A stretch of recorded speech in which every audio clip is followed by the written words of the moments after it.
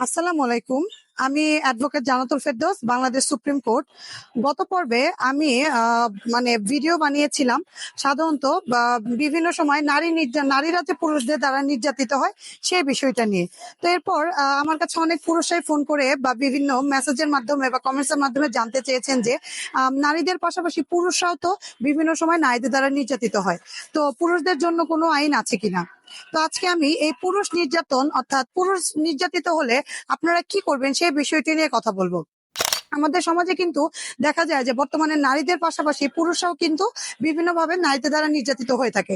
বর্তমান সময়ে দেখা যায় যে অনেক ওয়াইফরাই তার হাজবেন্ডকে বিভিন্ন ধরনের মানসিক টর্চার বা ডিপ্রেশনে রাখে, কিন্তু হাজবেন্ডরা সংসারের সুখের কথা চিন্তা করে বা ওয়াইফকে ভালোবেসে হোক কোনো ধরনের মামলা মোকদ্দমায় যায় না। তো এক্ষেত্রে আপনি একজন পুরুষ হিসেবে আপনার যদি মনে হয় যে আপনার ওয়াইফ আপনাকে বিভিন্ন ধরনের নির্যাতন করছে, অর্থাৎ আপনি ডোমেস্টিক ভায়োলেন্সের শিকার হচ্ছেন, তাহলে আপনি কিন্তু ডোমেস্টিক ভায়োলেন্সের এগেনস্টে মামলা করতে পারেন। এছাড়াও বর্তমান সময়ে দেখা যায় যে নারীরা হাজবেন্ডের বিরুদ্ধে বিভিন্ন ধরনের নারী নির্যাতন মামলা দায়ের করে থাকে। আমার নিজের অভিজ্ঞতা থেকে বলছি, এই মামলাগুলো 90% মামলায় কিন্তু মিথ্যা। 5% মামলায় সাধারণত রেমেডি পাওয়া যায়, আর 5% মামলা সত্য।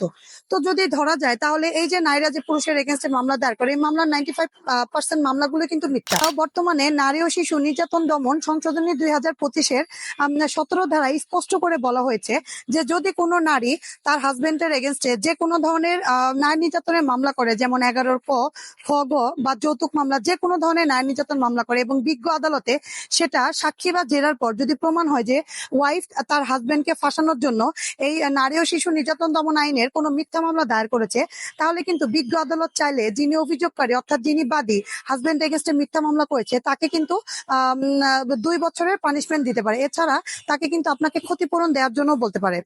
শুধু এটাই না, বিজ্ঞ আদালত যদি চান যে বাদী বা অভিযোগকারী আপনার বিরুদ্ধে মিথ্যা মামলা করেছে, তাহলে বিজ্ঞ আদালত চাইলে ওই বাদী বা অভিযোগকারিনীর এগেনস্টেও কিন্তু মিথ্যা মামলা দায়েরের জন্য একটি কাউন্টার মামলা করতে পারে।